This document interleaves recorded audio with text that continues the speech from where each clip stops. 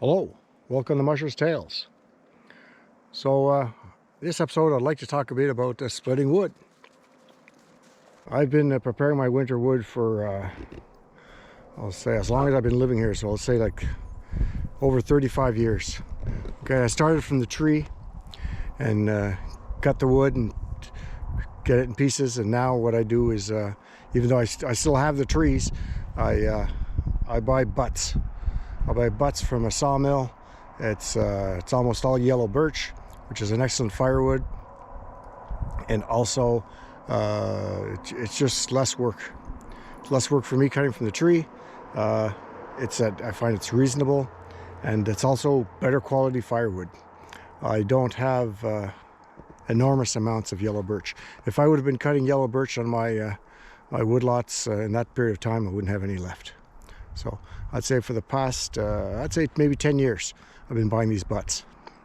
About these butts is that this is a part of the log the sawmill did not want. Usually it's because it has twist in it or a bit of rot in it or whatever. It wasn't suitable for unrolling to make plywood from, so they cut it off. So obviously it's tough to split. Majority of people use a splitter for doing this. I don't have a splitter. I kind of like splitting wood, so that's why I do it by hand. And in doing so, I've learned a few things, which is what I want to share in this video. If this video seems a little disjointed, it's that I'm filming it in several parts. When I'm cutting wood, I don't really want to be filming, so what I do is I'm filming the explanations before, and I will try to insert demonstrations or examples as I split wood next time I do. Obviously, the first step when you get your wood is to cut it up into fire stove or stove lengths. Usually this is 16 inches. I don't work that way. I have no problem putting a 20-inch piece inside the wood stove, so I rather throw a 20-inch piece than a 16-inch piece, so I cut different lengths. I cut whatever seems to work out, and sometimes it'll be 12 inches, but it'll be 20 inches more often than 12 inches. So here's a few examples. Like this piece here, if I put my leg against it, it's past my knee. Okay, so haven't decided what I'm going to do with that one yet. I'll probably cut it in two, or I'll keep it. Sometimes it's handy to have a big piece like that. If you look at my foot, the diameter, it's a decent piece of wood. It's a decent piece of wood. And I have some that are a little bit bigger. This year I was lucky in the sense that I have a lot of stuff like this, this is great stuff. I mean, it's, you know, it cuts right in two. So I have a lot of those, and you can make a pile in a hurry with those. But also, you never know what you're going to get. You have stuff like this, which is gnarls. And you have stuff like this, which I started splitting, which, unless I use a chainsaw, I won't split anymore. And then I have some really big stuff. Not too many this year of this. Check out foot for size. So, tricks I learned. First thing is that you're best to split on a cold day. That's my problem this year, actually. We are around the 10th or 11th of March, something like that. Anyways, we're you know, the first 2 weeks of March, and the cold isn't there. Usually at night you get you know, you have minus 25, minus 28 at night, and then the daytime it'll warm up. We're not getting that cold at night. So when it's cold, the wood splits much better. Why? It does. It does because the fibers are frozen. When it's warmer, especially when it's near zero, above zero, what would take one hit takes three. So cold weather helps. Other thing, when you're splitting wood, when you have a big piece like this one here and you want to cut, there's no way you can cut it right in the center. If you cut in this center stuff right here, the axe is just going to bounce. Not what you want. First of all, the trick to splitting wood is you don't want too much bouncing because it's right into your neck and shoulders. And the other thing is chunks of that hardwood might fly out and injure you. Safety equipment is a must. I always have my chainsaw pants on and proper boots, and you need something covering up your eyes. This year, I got a good chunk right here. which bled like a pig for a while. I was hit in the face at least 3 times this year with chunks of wood, little bits. So if you get that in the eye, you're going to lose an eye. So eye protection is definitely a must. So you do not want to hit right there. What you want to do is you want to cut chips. You see this wood here, how it's paler? If you cut here, here, and you cut in a circle, taking off a chunk at a time, and then at the end, you'll be able to split that. So a piece of wood like this one here, foot for size, I figure I'd get about 8 pieces of firewood from. 8 decent pieces of firewood. So I'm looking at my pile here to see if I have any splitting here. Here's an example of this piece right here. Okay, you can see this is split like I just told you. Cutting in a circle around a big piece of wood. And at the end, you can have a piece like this that you can cut.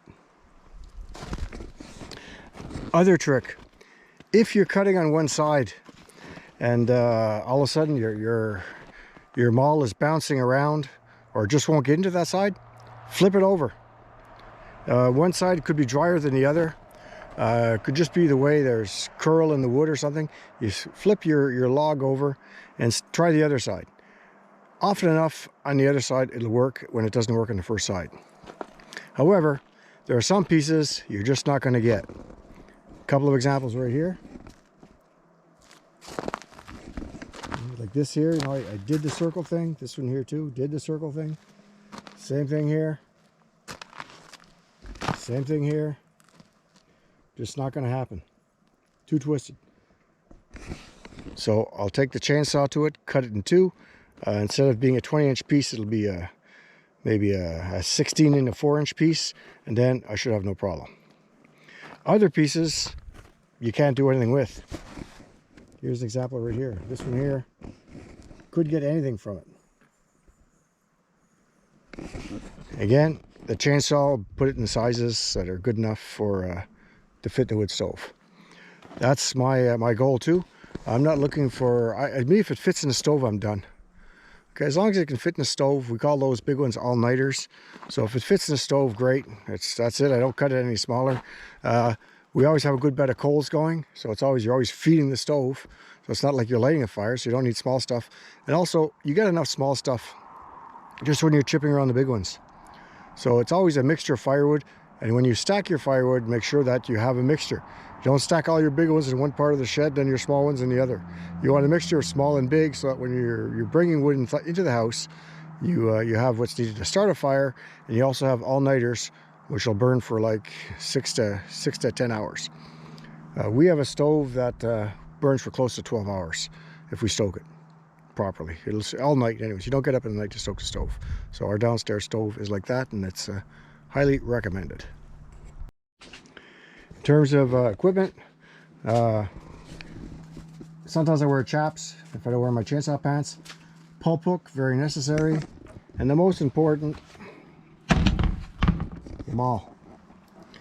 Okay, splitting axe. And I really strongly recommend the Fiskars X27. That's my, since I've started using this one here, this is what I use.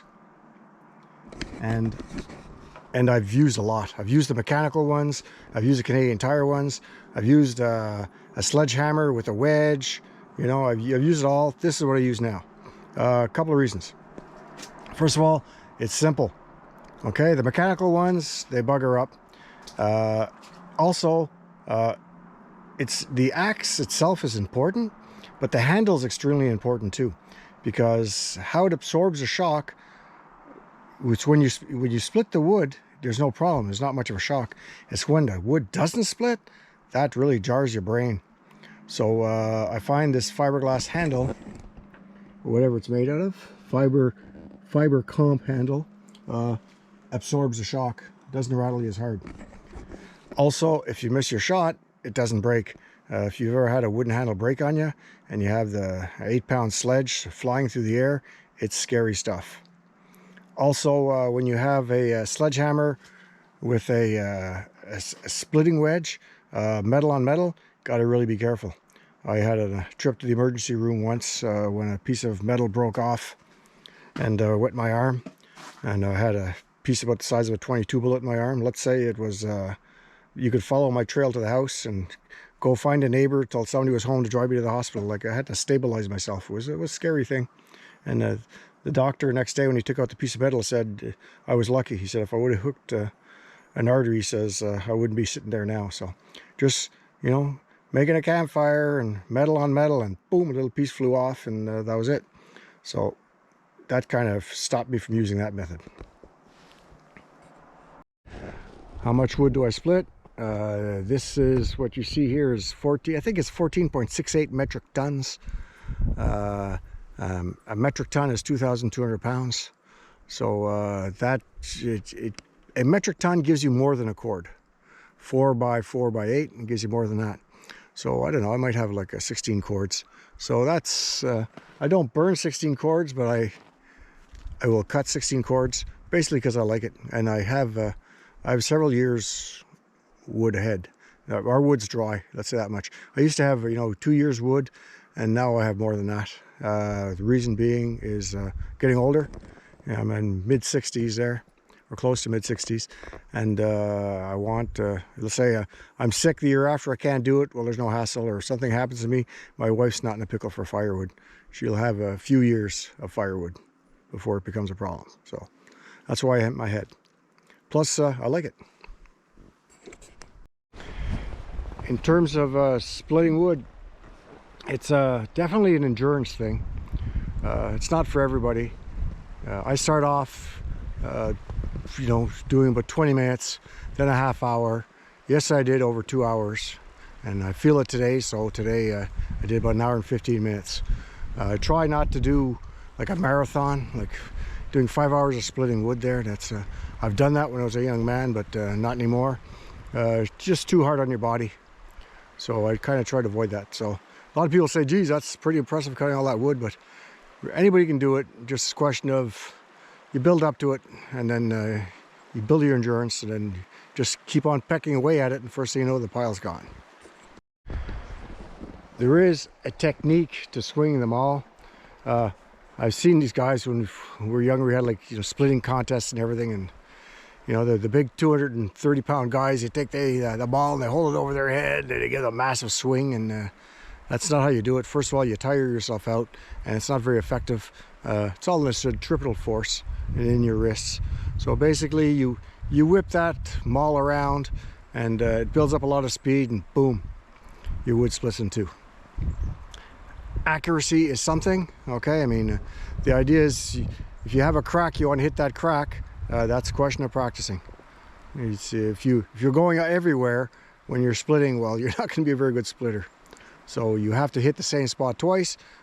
I swing an axe pretty well every day, cutting dog meat, so I'm not too bad. I'm not too bad, but that makes a big difference too.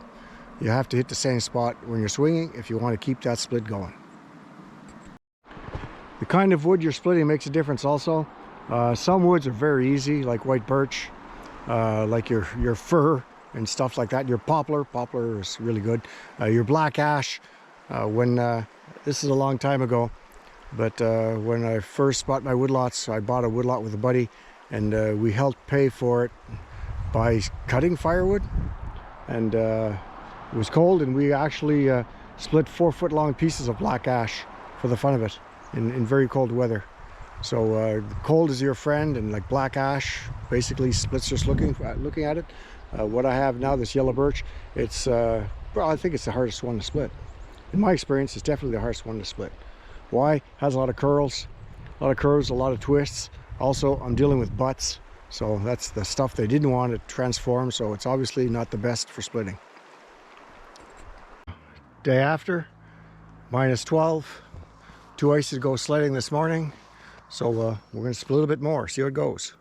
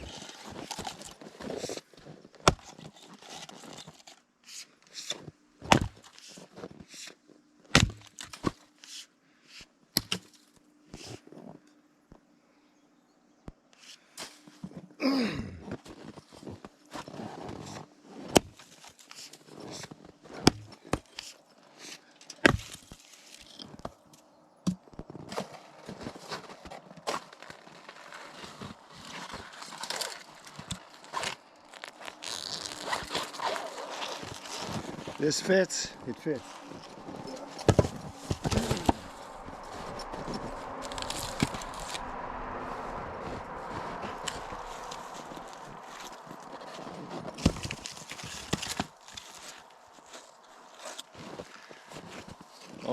All these little pieces, I saved them all for a fire starter and the small camping stoves.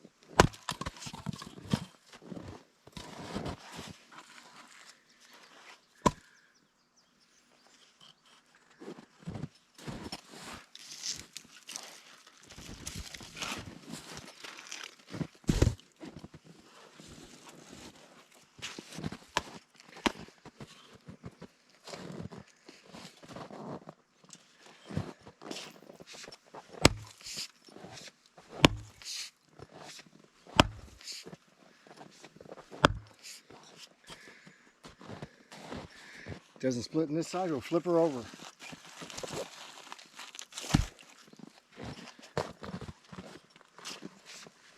There you go. There you go. Good example of flipping it over, paid off.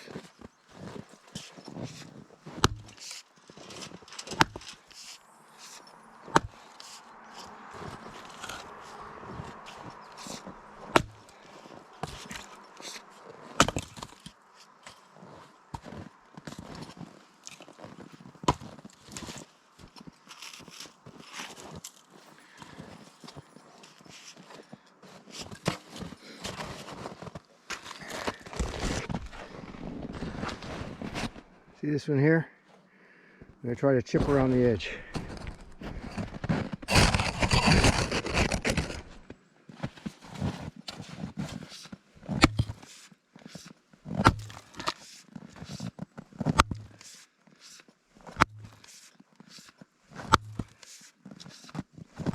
Hey boy.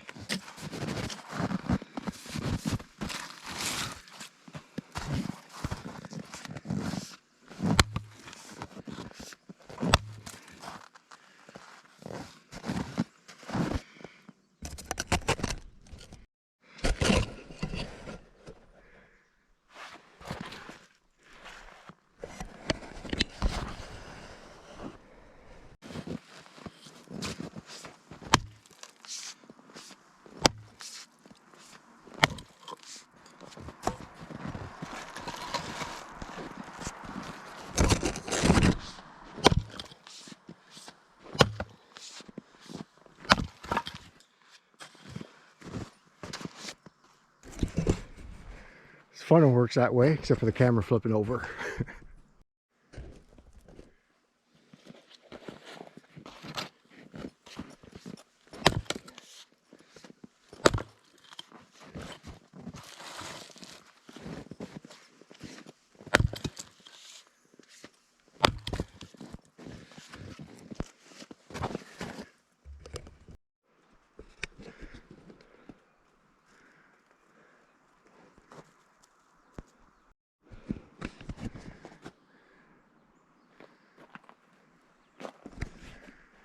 And I've had enough.